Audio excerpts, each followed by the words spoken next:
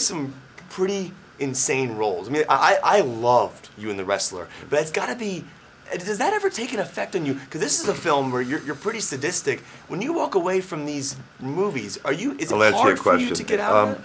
The Wrestler was a nightmare to walk away from because of the we'll give him an extra 2 minutes because he was asking smart questions. The Wrestler was really hard because of the emotional drain that it took on me physically and mentally, the dark places I had to go. I remember when the movie finished, I couldn't. Darren and they were calling me going, we're having the rap party, we're having the rap party. And I was on the couch shaking in tears and I couldn't get up and I had a massive anxiety attack. I had to call my shrink, my priest, my agent, not necessarily in that order, because I had a little bit of a breakdown at the end of it and I couldn't, the Xanax wasn't working, right, and the whiskey. And it was just an emotional collapse from the emotional stuff and the physicality. So I promised myself, I said, that's it. I know it's took tons out of me, out of my soul, my spirit, physically. I said, I'm never going to do another physical movie again. And now I ended up buying the rights to this rugby player, story about the rugby player who came out and announced that he's gay while he's still playing for Wales. And that's going to be probably worse than the... That's going to be brutal. That's going to be real brutal. So we've been training. We've been training 6 months. We're going to train another 6 months and then shoot the movie. So, and now I've said, now that's it. I'm never going to do another physical movie again. So this movie, after rugby, this movie was a little physical, but not really that. Just in spots, the Immortals. But I mean, it's a total fantasy movie where people can watch this. Tarsem is so great with the camera; they can just in the 3D, and then they could just go on this sort of magical journey for a couple hours watching the Immortals. You know, I hope. The Herculean King, Hyperion, has declared war on all of humanity. If any of you influence the affairs of mankind, the punishment will be severe.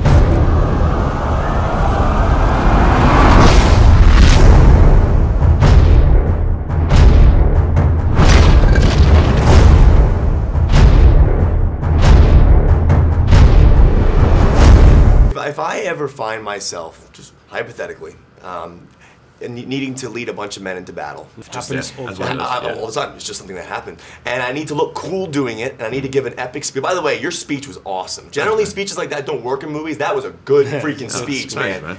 If I find myself needing to do that, how do I look cool? Give me some tips on how to do that appropriately and look cool doing it. I don't know. Get yourself a muscle suit. I need 8-pack abs. Yeah, 8-pack abs. Get a megaphone. Be passionate about it. Yeah. Get lost in it. If people are going to follow you into battle, they've got to believe that you're committed. Right. Dude, I'm afraid to take a girl to see this movie because I mean I'm like the skinniest fat guy on the planet. I mean it's like I have a keg. I don't even have a 6-pack, 8-pack, nothing like that. So I heard that Tarsem actually said no 6-pack, Henry. You gotta go 8-pack. Yeah, you gotta go to the full 8-pack. How the hell do you get that? How do you do that? Well, there's only a set. You can train until you're blue in the face, but you've got to diet. You've got to have that leanness because if you're not lean, your abs won't show. And of course, the training has to be put in, but then you've got to shed all of the fat and keep the fat off, and that's how you get the 8-pack. So no Taco Bell. No Taco Bell. Gosh, can't do it. Taco Bell.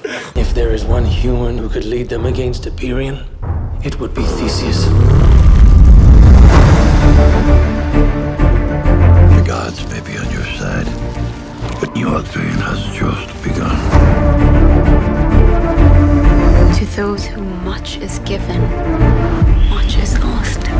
One thing about this movie, I love the slow motion aspect of it, and I love what Tarsem does with the slow motion. And I want to ask you, hypothetically, if you could put one action in your daily life in slow motion, what would it be? Probably that blonde on my lap. Say that again. If you could put one aspect of your daily life in slow motion, what would it be? Probably my training that I do every day with my trainer. Really? Yeah, he's brutal. You want to see that in slow motion? I'd like to go through my whole training routine with him in slow motion. He kills me every day. You know? I'm ready to go to sleep at 8 o'clock. Put one in slow motion. Waking up. Not want to wake up that quick. Just want to continue sleeping for a bit and then wake up in bits and pieces then. Like slow mo, it's like, wake up. It's like it takes like an hour to wake up. Exactly. I'm just letting her keep going because I'm trying to think of a good one. But, you guys keep going. No, I don't know. Slow mo. That's a cool question. Yeah, I don't know. What do you think? Help me. I have something in my head, but I'm not telling you. Tell me. No, forget it. I'll use it. I need some. I'm out of material. Relativity. No, Immortals. It's very naughty. It is? It's naughty? Oh. It's naughty. Okay. I mean, I would like, yeah, why not a makeout with, like, my favorite girlfriend ever, even though I don't have See, one. I was thinking of that. Yes, like in slow-mo. The rain. Or even, like, Freida dropping down. What? Like, That is not my coming idea. from the sky with Dev, her boyfriend. And then Dev's there, and I'm like, hey, Dev, I haven't seen you in a while. And we go to Mr. Chow's, and we have dinner. I like this. It's slow motion, Freida, Dev, and me. We get Tarzan to direct it. It's a good question, and I kind of bombed. No, I like the answer. I tried. It was great. Today, we are offered something we would never have. Today, we fight for honor.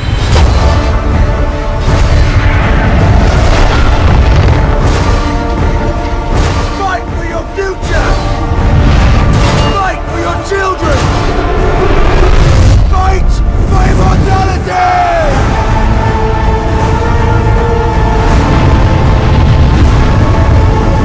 What's interesting about the movie is how your characters deal with what they're doing when they're under pressure. I mean, it kind of defines who your characters are. I mean, that pressure you're dealing with the gods and making sure they don't interfere with the humans, and obviously your storyline. Can you equate that to your real lives? Where, as actors, is there a specific moment where you embraced the pressure that you were under, and that kind of helped you succeed through any issue you were dealing with? Do you embrace that pressure? I think it's sink or swim, right? You either suck it up and deal with pressure, or it crushes you. It crushes you, and then you lose. Yeah, you just. It's a hard business. This, there's no beating around the bush. You've got to have thick skin, and you've got to be able to commit and work and have a lot of passion and keep your focus. But you've got to man up, because you face a lot of disappointment and you face a lot of beat downs, and even when you think you're doing the best you can do, it's still not working. And as I say, you just got to man up and deal with it, and keep on going. And like Theseus did, and like Zeus did in the movie, they face their problems front on, and say, okay, yeah, I'm dealing with a problem.